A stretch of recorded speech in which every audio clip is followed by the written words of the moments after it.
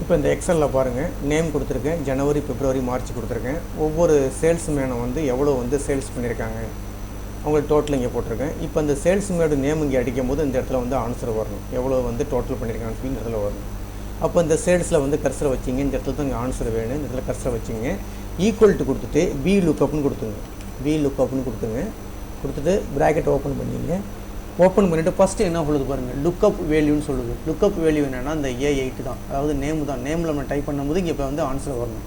அப்போ இந்த நேமை வந்து கிளிக் பண்ணிங்க, ஒரு கமா கொடுத்துருங்க. கமா கொடுத்துட்டு அடுத்ததுடைய டேபிளினுடைய அரே கேட்குது, இந்த டேபிளை அப்படியே செலக்ட் பண்ணிங்க. இந்த டேபிளை வந்து அப்படியே செலக்ட் பண்ணிக்க வேண்டியது. செலக்ட் பண்ணிட்டேன், ஒரு கமா கொடுத்துருங்க.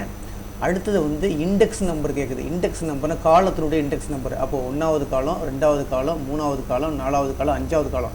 ஏன்னா இந்த டோட்டல் தான் நமக்கு வரணும். அப்போ இது வந்து 5வது காலம். இப்போ 5ன்னு கொடுத்துங்க, ஒரு கமா கொடுத்துருங்க. கமா கொடுத்துட்டு அடுத்தது வந்து ட்ரூ ஃபால்ஸுன்னு இருக்குது. இங்கே வந்து எக்ஸாக்டை கொடுத்துங்க. இங்கே வந்து எக்ஸாக்ட் கொடுத்துங்க, இந்த இருக்குது பாருங்கள். அதாவது ஃபால்ஸ்ன்னு இருக்குல்ல, அந்த எக்ஸாக்ட் மேட்ச் கொடுத்துங்க. டபுள் கிளிக் பண்ணுங்கள். டபுள் கிளிக் பண்ணிவிட்டு ப்ராக்கெட்டை க்ளோஸ் பண்ணிவிட்டு ஜஸ்ட் என்ட்ரு கொடுத்தீங்கன்னா உங்களுக்கு இந்த இடத்துல வந்து இந்த மாதிரி வந்துடும்.